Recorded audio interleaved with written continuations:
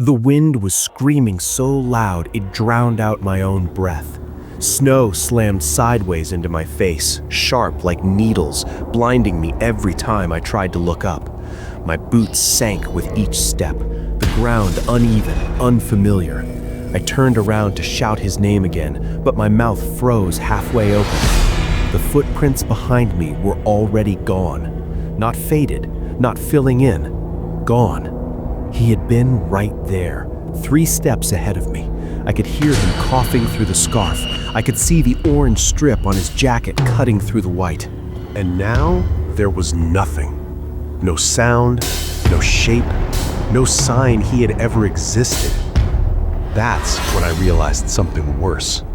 The storm wasn't moving anymore. It was circling us.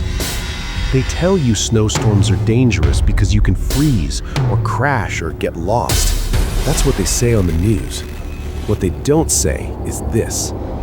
Sometimes people vanish in snowstorms, and the storm doesn't let them be.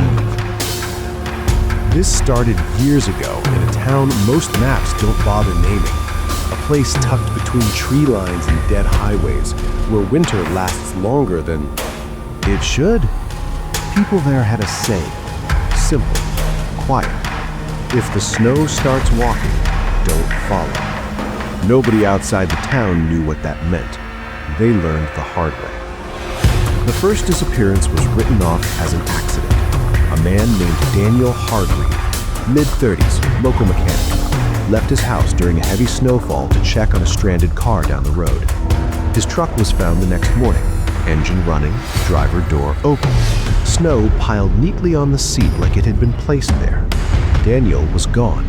No tracks leading away, no blood, no drag marks, just the sight. Truck, and one set of footprints circling over and over again.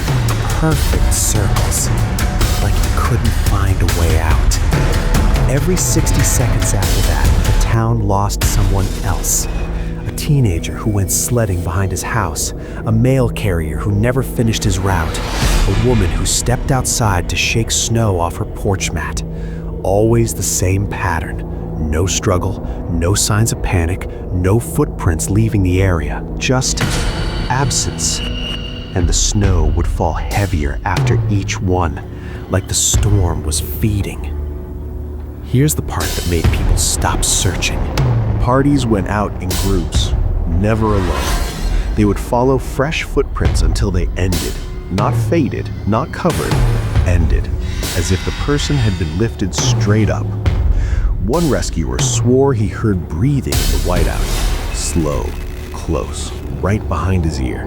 But when he turned, nothing. Just snow falling the wrong direction.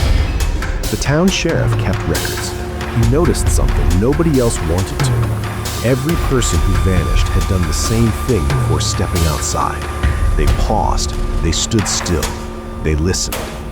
Neighbors reported seeing them tilt their heads slightly, like they heard someone calling from far away. Someone familiar, someone they trusted. The elders of the town finally spoke. They said the snowstorms weren't weather, they were corridors. When the cold gets deep enough and the world turns white, the boundary thins. Sound travels where it shouldn't. Shapes move without weight. And sometimes, something walks through the snow pretending to be lost. It doesn't chase. It waits. Back to me. Back to the night he vanished. We were hiking back from the old fire tower when the storm rolled in too fast. No warning, no sky change, just white, swallowing everything. I remember thinking the snow looked wrong, too thick, too quiet. He stopped walking first. I asked him why. He didn't answer. He just said, "Do you hear that?" I didn't, but he did. When I lost him, I screamed his name until my throat burned. I turned in circles, hoping for tracks, for anything. That's when I saw mine. My own footprints were looping, not randomly, guided, leading me away from where I had come from, leading me deeper into the white, Do you hear that? I wasn't walking in circles. Something was walking me. The cold stopped hurting after a while. That scared me more than the wind. That's when the snow ahead of me shifted. Not falling, standing. A darker shape inside the storm. Tall, still, patient. I felt the urge to step closer, to ask for help, to follow. Then I remembered the rule. Never follow what walks in the snow. I closed my eyes and walked backward, one step at a time, slow, careful, counting my breaths. The wind screamed like it was angry. Something behind me inhaled. I don't remember making it back to town. They found me collapsed at the tree line hours later, hypothermic, barely breathing. They asked me where he was. I told them the truth. He heard someone he trusted. Nobody asked me who.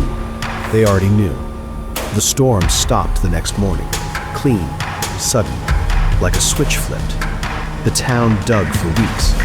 They found pieces, a glove frozen upright, a boot filled with snow, a scarf tied neatly around a tree branch.